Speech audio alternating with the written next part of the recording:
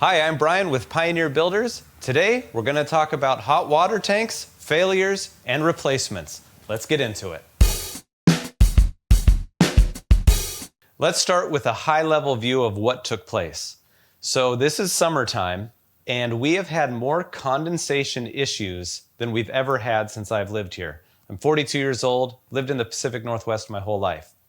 So what ended up happening was on the floor, next to the water heater, there was water that had collected. You might be able to see the faint outline on the concrete. And of course, what do you typically end up thinking is that it's coming from the hot water tank. So as we zoom in and kind of come around, you'll be able to see on this stand what looks like corrosion. Another interesting thing, we'll go through the piping, but there was actually condensation draining on the outside. So it seemed like it was a tank failure. Let's look closer at these details. So first, this is the T&P, or temperature and pressure relief valve. If you listen, and you can see that maybe bouncing around a little bit. This is if there was a failure at the tank itself, it's really a safety valve. Okay, so from the outside, what we have is the temperature and pressure relief valve and the condensation drain. So go ahead, Elizabeth, turn that on. As she turns it on, you'll see more water coming out. We just tested it a moment ago. This is the condensation drain. We'll go back in and take a look at that. But when I was trying to figure this out, there was water coming out of this. In the summertime, even though it seems like it's drier outside, there's more water vapor in the air. We're climate zone 4C. We're right off the ocean. We live on a lake. So there's just more latent heat in the air, which is a fancier way of saying water vapor or humidity. We're back inside, and really what we're doing is we're just trying to take a logical approach to finding out where the problem is. So it seemed like the condensation drain was working. And again, this is where the water was at. And as we come in closer, and it's hard to see what's going on when there's water there. But what was interesting is this would dry up. And as we come around, you'll see in here some rust. So you're thinking, it's right at the tank. What's going on here? If it was the tank leaking, shouldn't it be leaking all the time? Or is it only leaking when there's some usage going on inside the house? It just wasn't making a whole lot of sense. It wasn't easy to see, especially because of the condensation. Let's take just a second and talk a little bit about how that actually works. There's a compressor up in this portion of the water heater. What it's basically doing is transferring heat from the ambient air into this water tank. So there's a coil down in there, it releases that. And when you look in here, you'll see where the fan is. Air gets drawn in from up above, and then it gets basically pushed out here. That there will end up getting cold enough that it actually causes the water vapor in the air to lose its heat energy. Basically, it condenses. We've seen it a million times. If you have a glass and you put ice in it and then water and leave it out in the summertime, what happens on the outside? That water vapor in the air has now phase changed. It's just a maybe fancier way of saying it's condensed. Now it's become liquid water. That liquid water, as it gets more and more, will eventually drain and leak. So what was actually happening as we come around, this is that CPVC condensation pipe.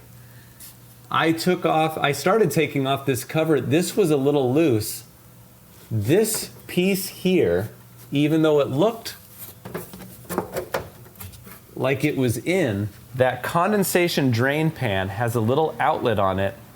It shattered somehow. You'll see that there's still the threads on the inside, but on the upper side there wasn't. So what ended up happening was, summertime, way more condensation than normal. That drain pan was collecting the water like it should be. Some of the water was coming out of the condensation drain, but not all of it. And so when this was really running, and I don't know that I'll be able to get it to work. I'm going to change it over to efficiency mode. That's putting the heat pump water heater totally in heat pump. There it goes. Now the fan is kicking on. especially later in the day when it becomes more humid in the air because there's just more heat, this would now be condensing even more water. So some of it was going outside, but it was actually coming into here because it wasn't having all of it captured by the pipe. I found it by really trying to trace, and unfortunately for us, we can't really see the dribble. There was a very faint amount of water on the tank itself. And so it seemed localized here. As I was doing the work, eventually I was like, you know what? I just need to check this. And I was able to pull it out. So you can see it's not threaded or connected at all. So now we knew what the problem was. Let's take a closer look at some of those details. Craig just took off. He took a look at these seismic straps. These are going to have to be unscrewed. So we're seismic design category D2. Again, this just illustrates how many different components come into design and construction. So yes, we're dealing with plumbing. Now we have to think about electricity and we have to think about structure. So he's got to unstrap these in order to actually remove it from the wall. That's what he'll be doing right now. Now, what I've done before when it comes to water heaters is just let gravity drain them, which takes a lot longer. Now you can see a professional company instead of me. This is flowing better than it had been. Basically what happened was there was too much sediment from the bottom of the water heater. And so what he ended up having to do was clean that out. He kind of forced it through by opening the valve at the house to get that sediment pushed through. And now we're getting really good flow. The stakes are high with plumbing. It's not just a matter of whether or not you can get cold water to a place, hot water to a tap. There's sanitation involved. In fact, the first building codes, as I understand it, revolved around sanitation. In the late 19th century, they started figuring out germ theory, and when you would just have open sewage running on the streets, breeding ground for germs and things like that. So while you may technically be able to do some of the plumbing yourself if you're an owner, you want to make sure either you know what you're doing or just hire it out. They have to think in terms of your sanitary waste and the scouring of the pipes, making sure things are pitched correctly. Ultimately, it comes back to health and hygiene. So a lot of what you see on building science and things has to do with energy efficiency. Fundamentally, if we're a builder, we have to know how to keep people safe and keep them from getting sick. So when it comes to plumbing, there's things that I know about, but by no means am I an expert. I leave that up to the experts. I want to know what they're doing. Number one, I find it super interesting. And then when there's problems like we've just seen, I can sleuth it out, but I'm not going to be the guy to replace a water heater. That's for these guys, and hopefully I can be a good help in making their job easier when it comes time to actually perform the work. This is the tank before it's been installed.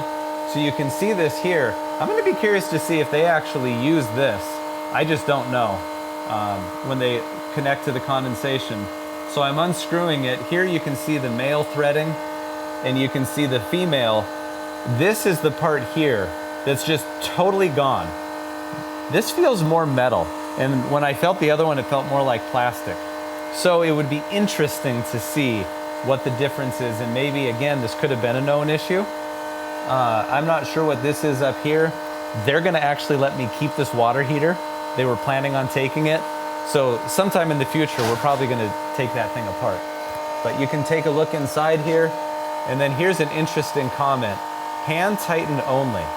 Residual condensation may be present and drain upon removal of cap. There is some condensation there. That's that moisture. But interesting that they do not want tools involved in this. So I'm going to put this back on, and then on the bottom side here, this outlet's a little bit different. You can see these barbs that go the opposite direction, so you can actually add a hose to that, and that will seal it up.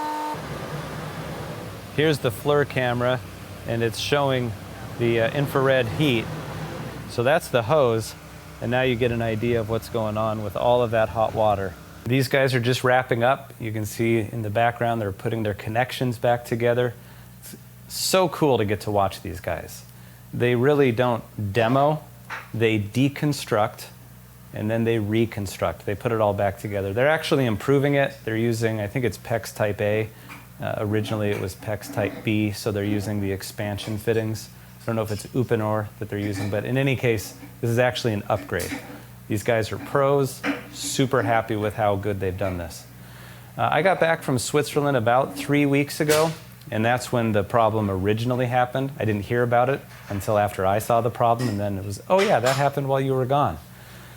So it's only been about 3 weeks from the failure all the way up to this point. It's been pretty painless. He's going to get all these connections put back together. I think he'll open up his valves, fill up the water tank with water, then he'll flip the breaker in order for the compressor and the electrical side to start working again. Well, thank you so much for watching. I hope you enjoyed this content, and I look forward to seeing you next time on The Build Show.